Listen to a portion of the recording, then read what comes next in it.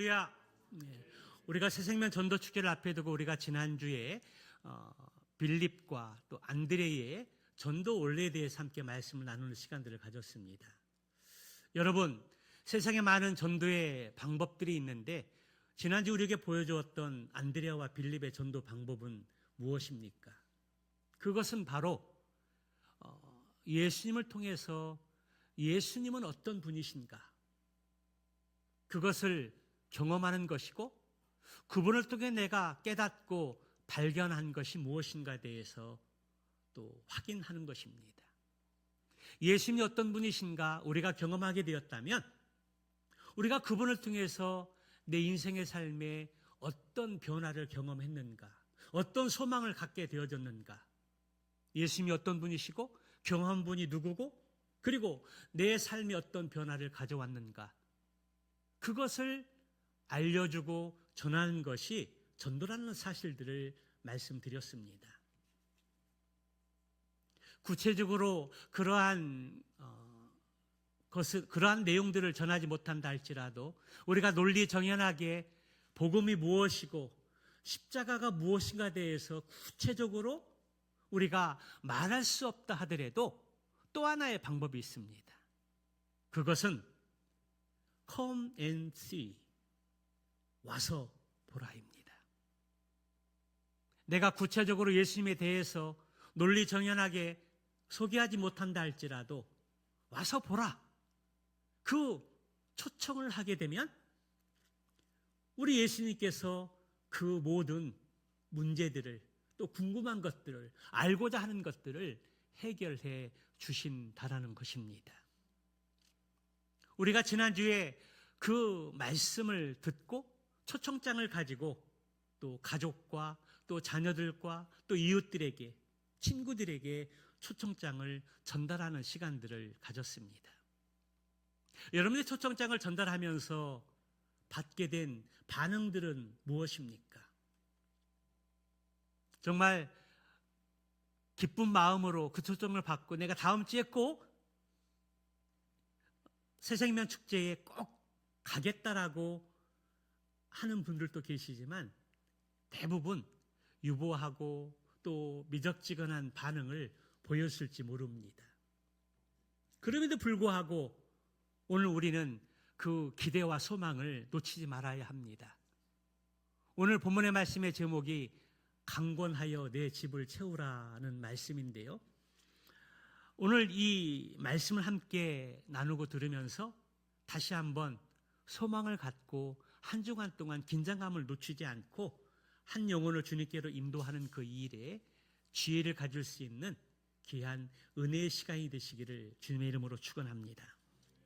교회 창립 25주년 새생명 전도축제가 이제 한 주간 앞으로 다가왔습니다.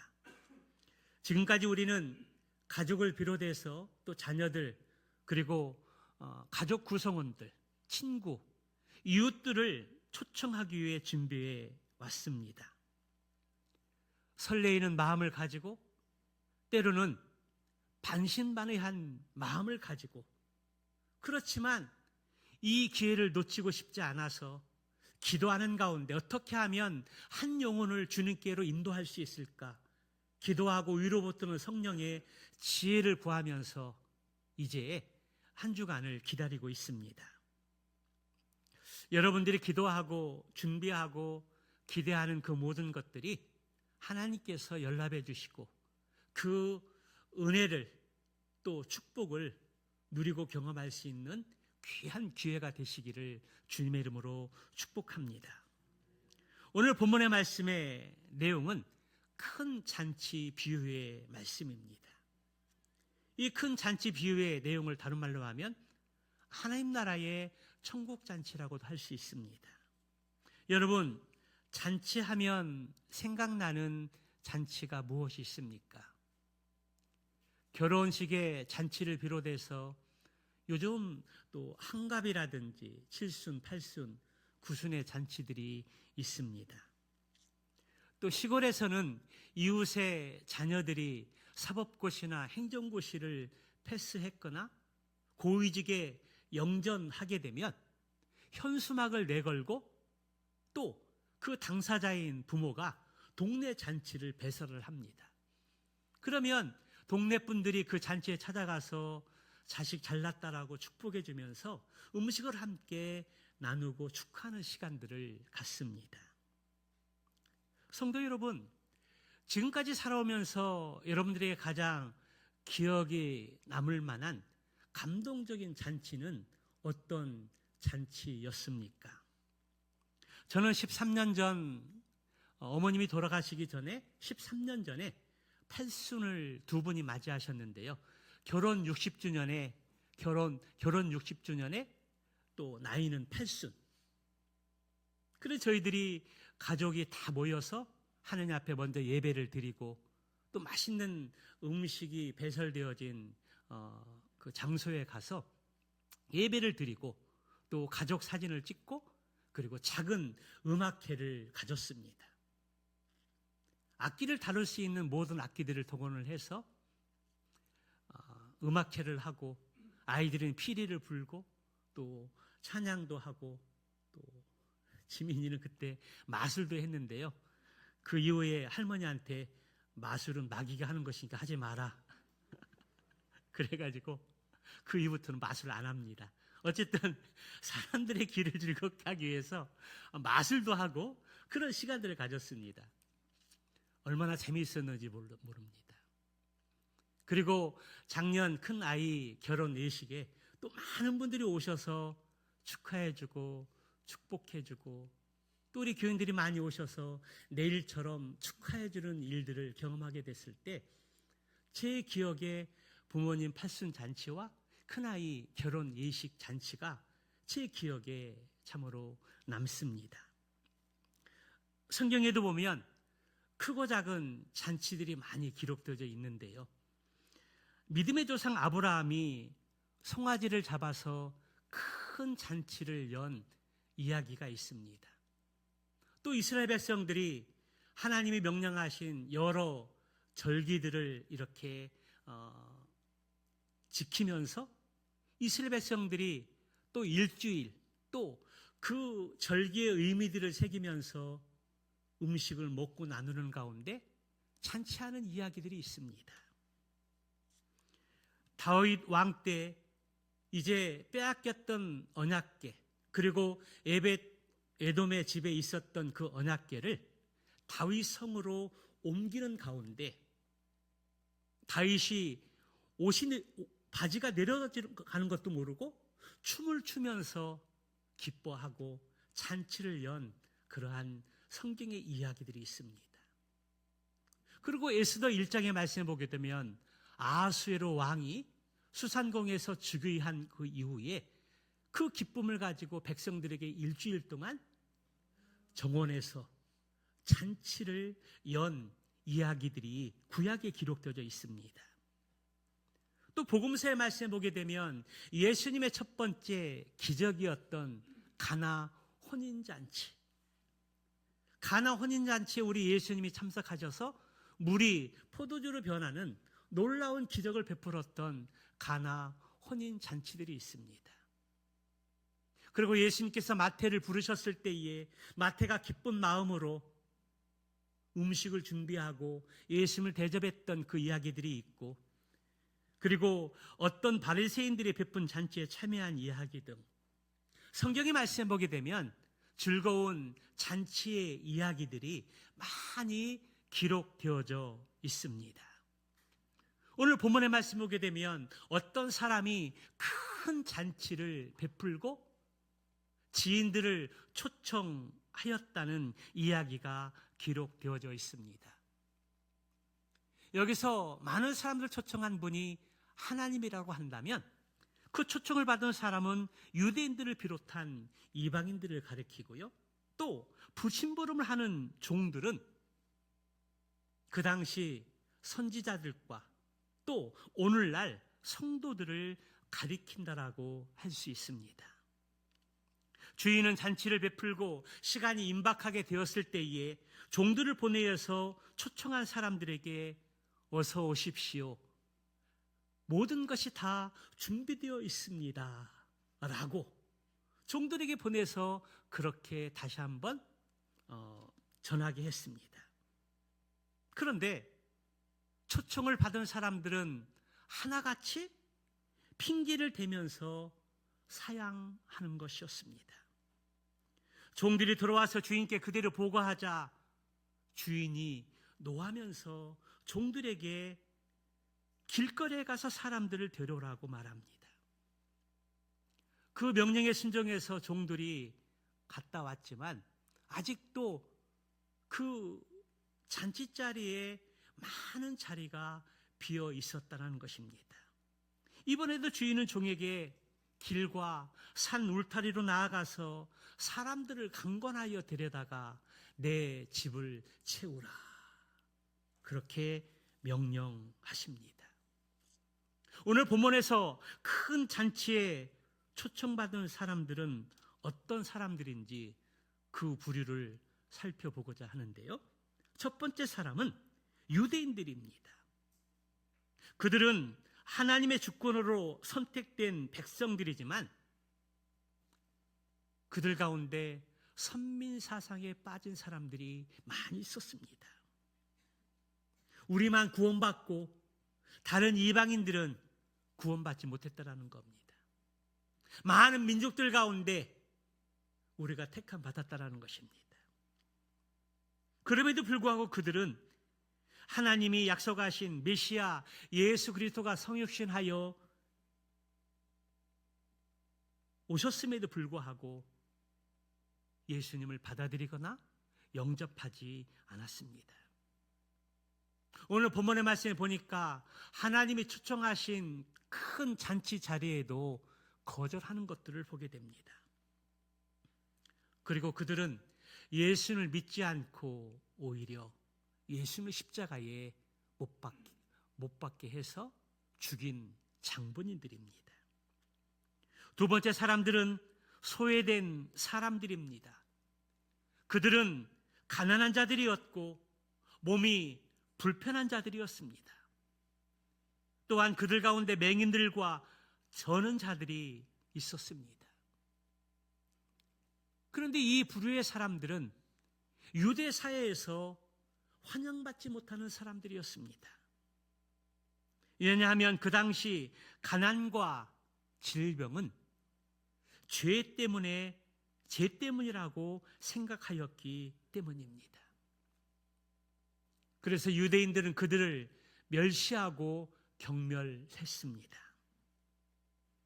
그러나 우리 예수님은 그들을 차별하지 않습니다. 우리 예수님은 의인을 부르러 온 것이 아니라 죄인들을 부르러 오셨습니다. 죄인들이 바로 우리들이요, 또 이 세상에 믿지 않는 사람들입니다. 오늘도 예수님은 믿지 않는 영혼들, 그리고 이전에는 교회를 다녔지만 지금은 교회에 다니지 않고 예수님과의 바른 관계가 끊겨 있는 사람들을 찾고 계십니다. 세 번째 사람들은 이방인들입니다. 성경에서 이방인들은 그리스도와 상관이 없었고 이스라엘 공동체에서 죄된 사람들이었습니다. 하나님의 약속의 언약과는 무관한 외인들이었습니다. 그래서 그들의 인생은 아무 소망이 없었고 하나님 없이 살아가던 자들이었다는 것입니다. 그런데 오늘 본문의 말씀을 통해서 주인의 명령으로 길과 산 울타리로 가서 데려온 사람들이 바로 이방인들이었습니다. 주님의 초청으로 복음의 물줄기가 이방인에게까지 퍼져가게 되었고 자격 없는 자들이 예수님을 통해서 구원받는 길이 활짝 열려진 것입니다.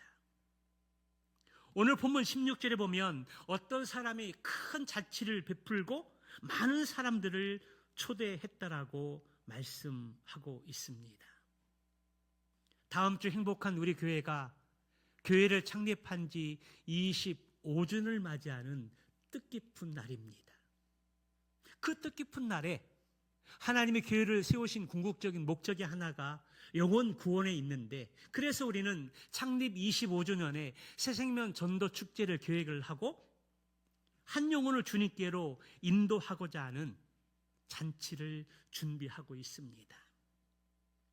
사랑하는 성도 여러분, 창립 25주년 새생명 전도 축제라는 타이틀 가운데 이 축제라는 이 단어에 조금 주목하시기 바랍니다.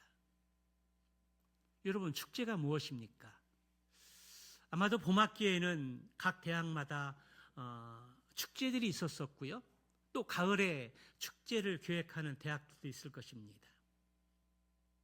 어제는 여의도 한강 부지에서 세계 불꽃 축제 하나생명 중심으로 세계 불꽃 축제가 있었었는데요.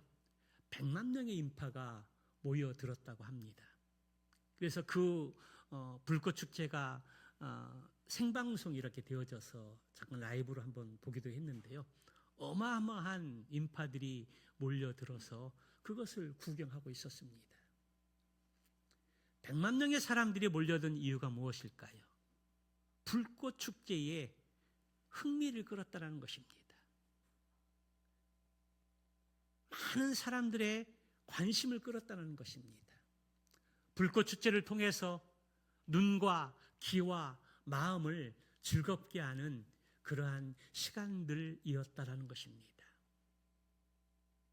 그래서 많은 100만의 인파가 모여서 그 불꽃 축제를 즐기면서 늦은 시간까지 오전 9시에 미리 자리를 잡으려고 갔는데도 자리가 없어서 이렇게 방황하고 있던 방황했던 사람들도 많이 있었다라고 그렇게 합니다. 불꽃 축제, 많은 사람들의 흥미를 갖게 하고 볼거리를 제공했습니다. 그렇다면 다음 주에 있을 새생명 전도 축제, 창립 25주년 새생명 전도 축제, 한 영혼을 주님께로 인도하는 축제가 되기 위해서 우리는 어떻게 해야 할까요? 축제가 되기 위해서는 초청 대상자들을 잘 모시고 와야 합니다. 잔치가 열렸는데 손님이 없으면 얼마나 썰렁하고 민망하겠습니까? 그래서 우리 교회는 오래전부터 기도로 준비하는 가운데 귀한 강사님을 모시고 또 요즘 우리의 관심의 주제인 하나, 천국과 지옥. 주님이 이 땅에 오시게 되면 믿는 영혼은 천국으로 가고 믿지 않는 자는 지옥으로 가게 될 텐데 그 천국과 지옥에 대한 이 주제의 내용을 가지고 간증하는 우리의 흥미를 끄는 관심을 갖고 있는 주제를 가지고 전도 축제를 진행을 하게 됩니다. 그리고 먹거리인 도시락, 아주 비싼 도시락을 준비하고 과일과 간식거리들을 준비를 해서 준비하고 있습니다. 또 선물까지도 준비했습니다. 귀한 강사님과 주제와 또 도시락과 그리고 먹거리와 선물까지 준비해 놓고 이제 한 주간을 기도하며 준비하고 있습니다. 관건은 초청 대상자들입니다. 초청 대상자들을 얼마만큼 모시고 오느냐, 그것이 전도 축제를 가름한다고 할 수 있습니다. 바라기는 새생명 전도 축제가 되기 위해서 필요한 모든 것들을 다 준비해 놓았는데 이제 전도 대상자들을 잘 모시고 오는 일 하나가 남았습니다. 우리가 지금까지 기도하고 준비하면서 새생명 전도 축제가 하늘나라의 큰 잔치가 되고 그 잔치의 즐거움과 축복을 누리고 경험하고 나눌 수 있는 기회가 되기 위해서 한 주간 동안 기도하는 일에 게을리하지 않고 또 대상자들을 찾아가고 접촉을 해서 꼭 모시고 올 수 있는 그러한 믿음의 발걸음이 되시기를 주님의 이름으로 축원합니다. 오늘 기록된 큰 잔치의 비유를 보면 초청된 사람들이 있는데요. 유대인들은 잔치하기 전에 날짜를 미리 정하고 또 종을 보내서 사람들에게 참석 여부를 확인한 그 이후에 손님 또 인원에 맞게 풍성한 음식을 준비한다고 합니다. 이것을 오늘날 우리의 삶으로 재해석하게 되면 예약을 받는다는 겁니다. 우리 기존의 성도 인원에 또 몇 명의 초청 대상자들이 올 것인지 인원을 계수하고 플러스 몇을 이렇게 더해서 음식도 선물도 그리고 먹거리도 준비한다라는 것입니다.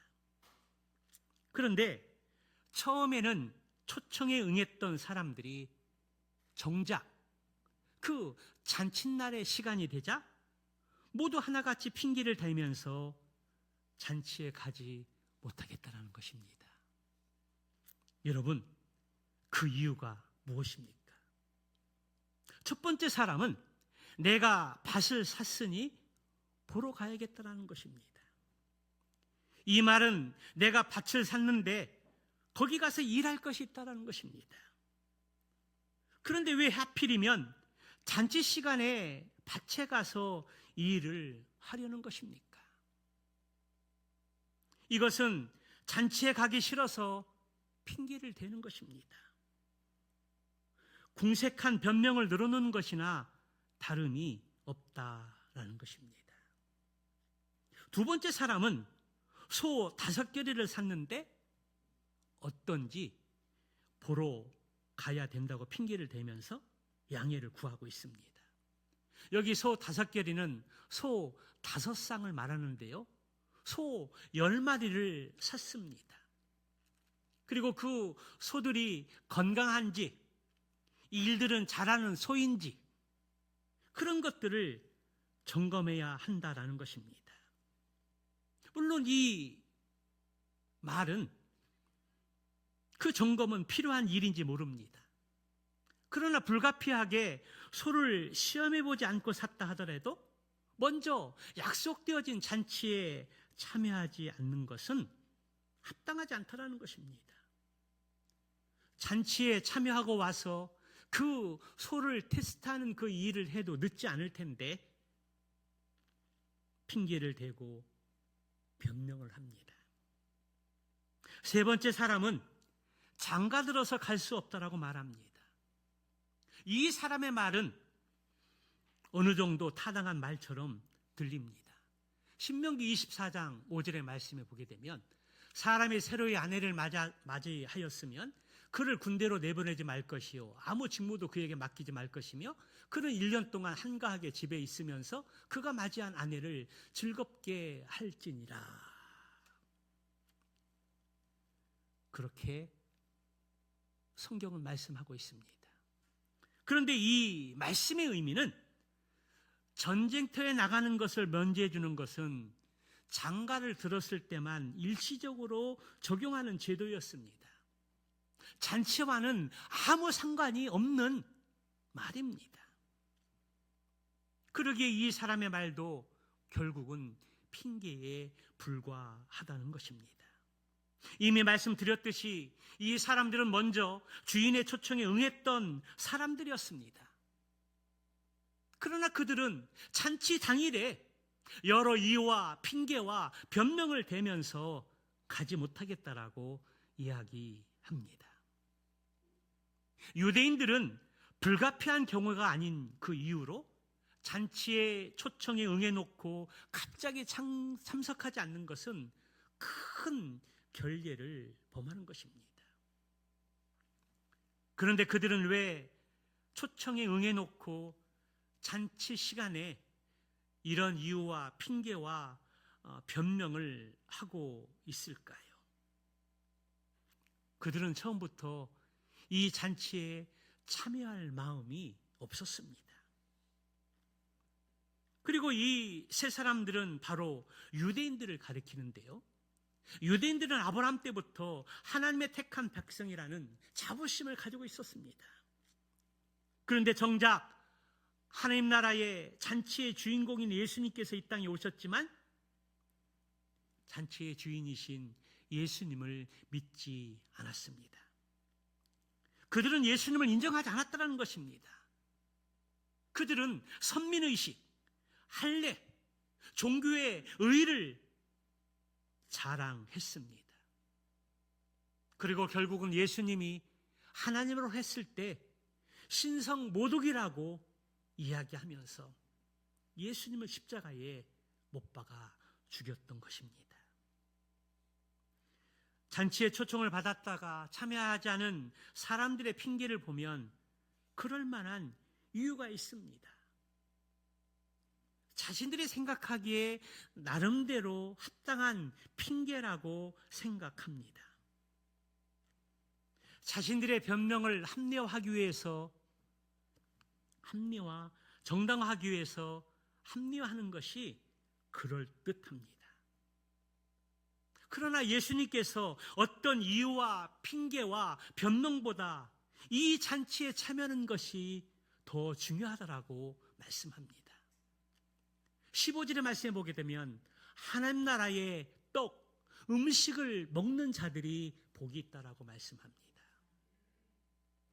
오늘 이 큰 잔치는 하나님이 준비하고 배설한 초대의 잔치이기 때문에 너무나 중요한 자리였습니다.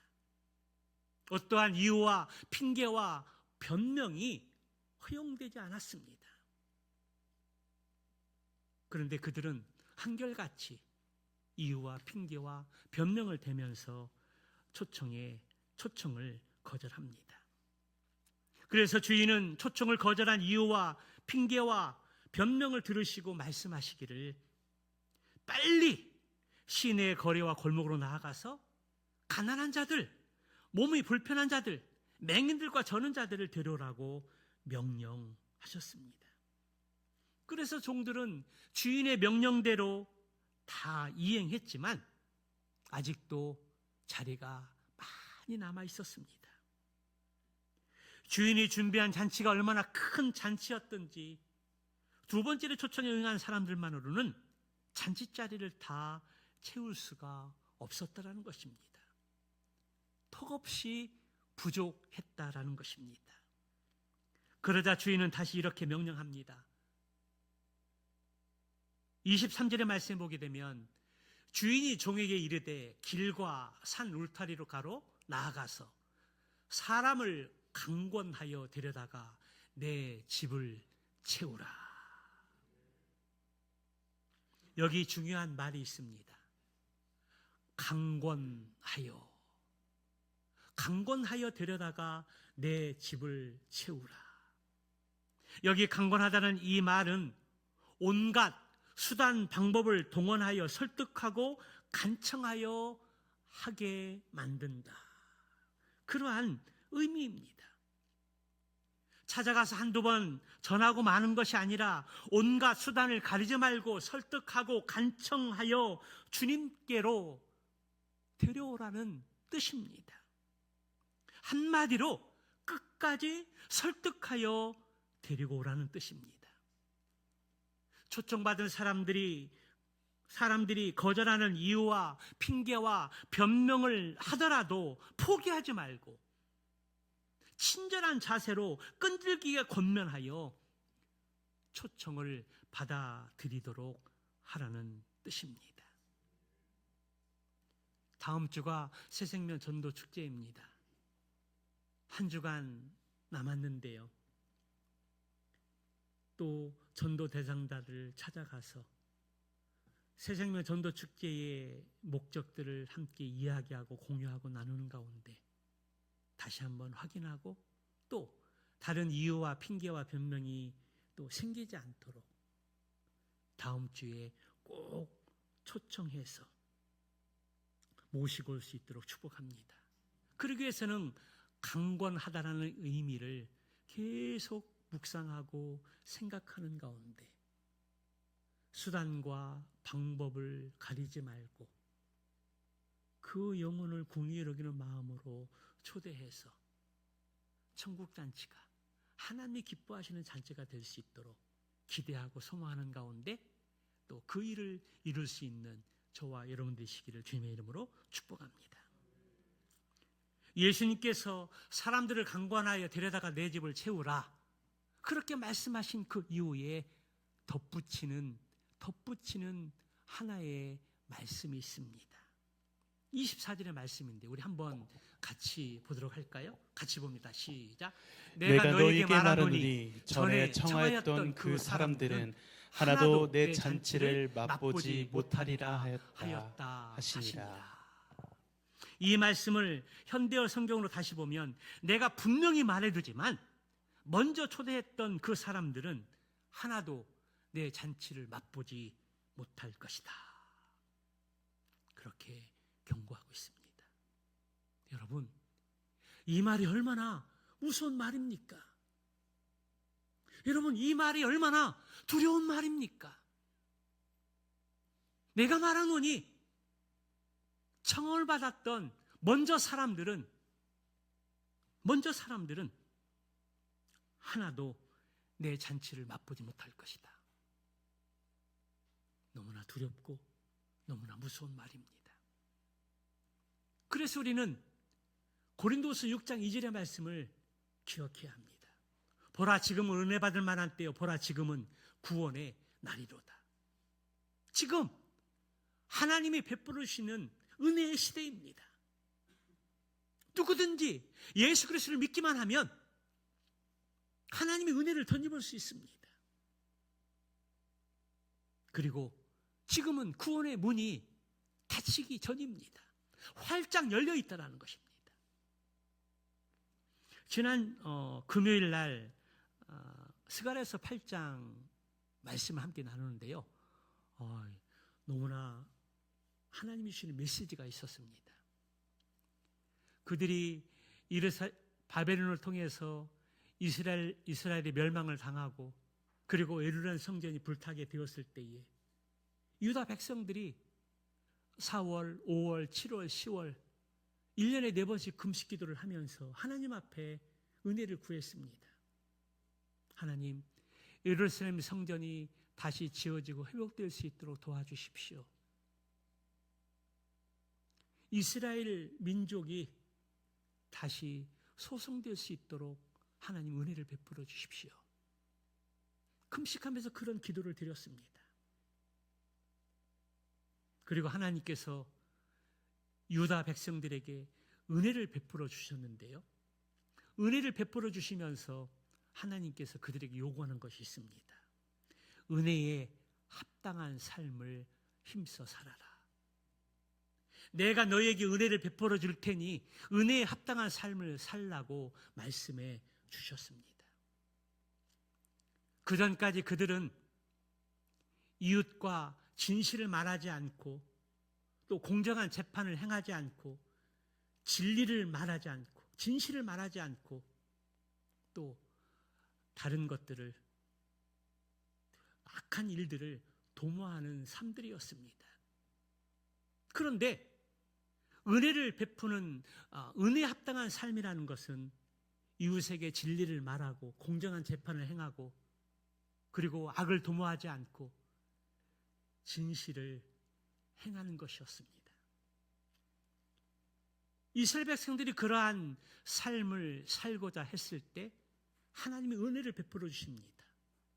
은혜를 베풀었을 때 남유다 백성들이 어떠한 일들이 벌어집니까?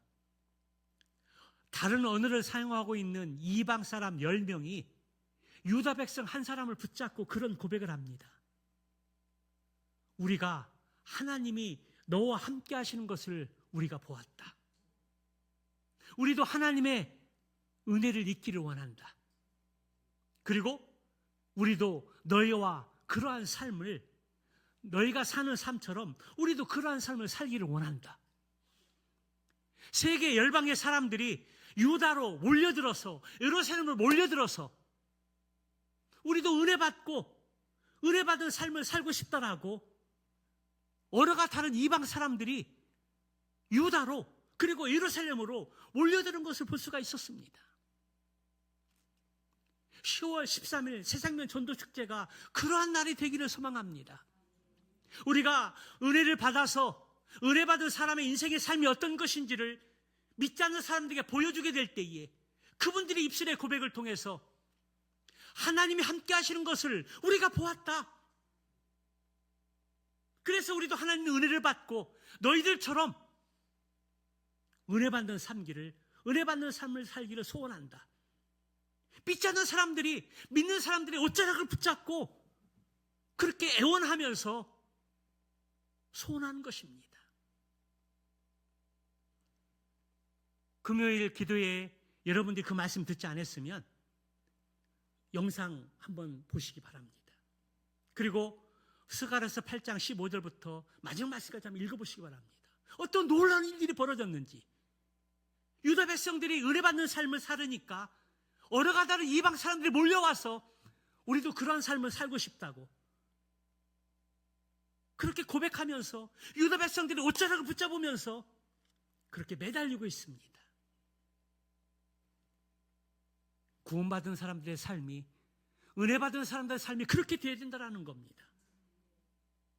우리가 전도에서도 와야 되지만 부족불 손에 미치지 못한 사람들도 내가 당신을 보니까 하나님이 너와 함께 하신 것을 우리가 볼 수 있었다. 나도 하나님의 은혜를 받고 너와 같은 인생을 살기를 원한다. 붙잡고 매달리는 그런 인생들이 되어야 한다는 겁니다. 우리가 세상에 나아가서 은혜받는 삶을, 은혜에 합당한 삶을 살지 못하면, 그리스도의 삶을 살지 못하면 그런 말들이 우리에게 들려지지 않습니다. 은혜에 합당한 삶, 그리스도인의 합당한 삶을 살 때 믿지 않는 사람들이 우리도 그런 은혜 받는 삶을 살고 싶다라고, 하나님이 우리의 인생 가운데 함께하는 삶을 살고 싶다라고 매달리는 일들이 벌어질 것입니다. 10월 13일 새생명 전도 축제가 그러한 날이 되기를 간절히 기대하고 소망합니다.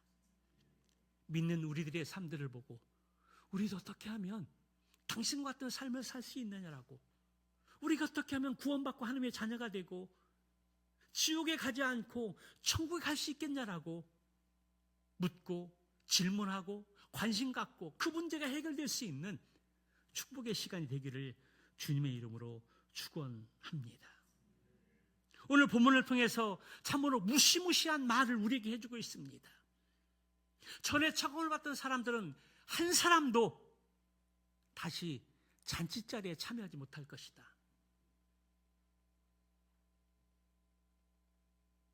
사랑하는 성도 여러분, 우리가 초대되는 대상들 중에 이런저런 이유를 대고 이런 핑계 저런 변명을 대려고 하는 사람들이 그런 말을 하면서 초청에 응하지 않고 빠져나가려는 사람들이 있을지 모르겠습니다.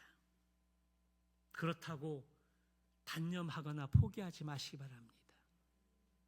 강권하다라는 그 의미가 무엇인지 기억하고 마음에 새기면서 그 명령하신 말씀대로 강권하여 들여다가 내 집을 채우라.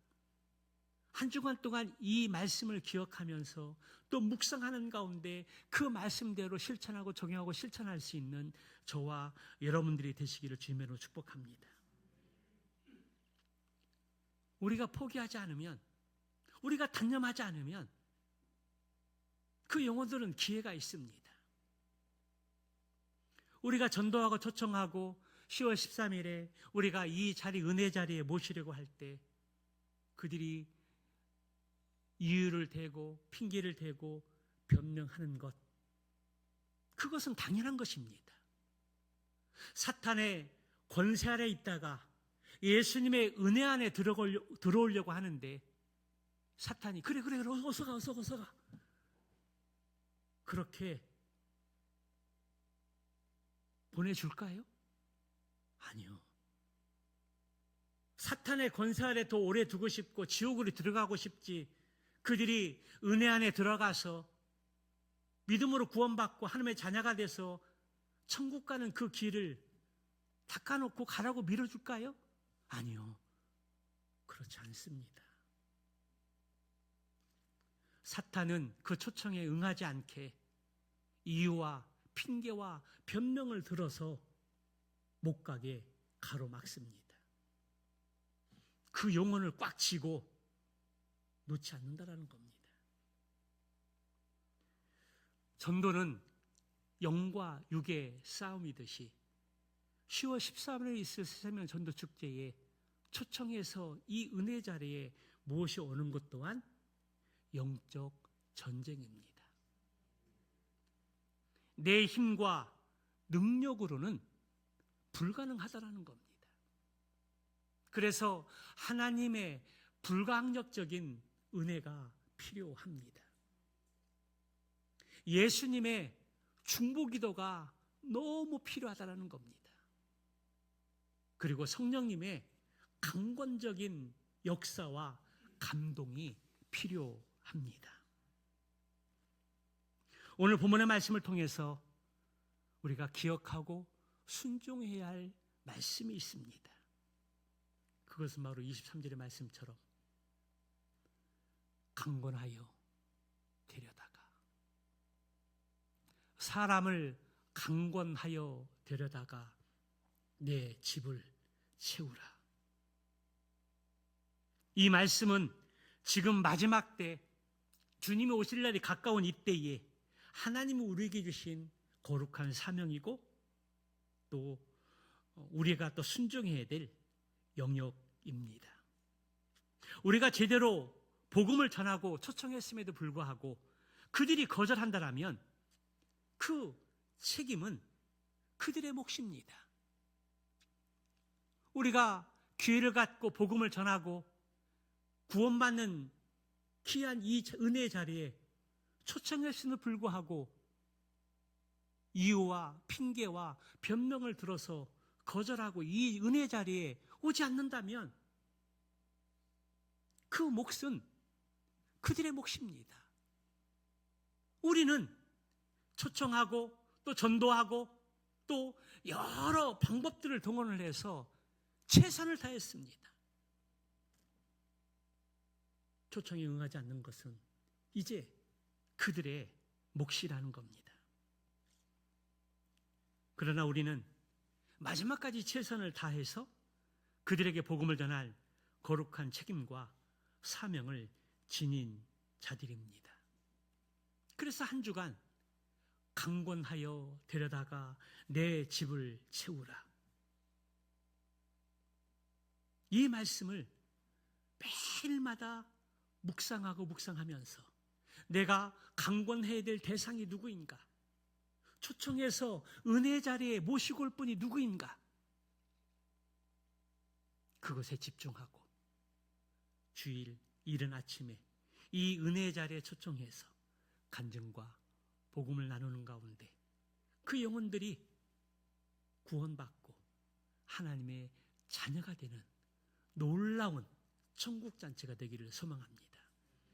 저와 여러분들이 이 거룩한 사명, 강권하여 데려다가 내 집을 채우라.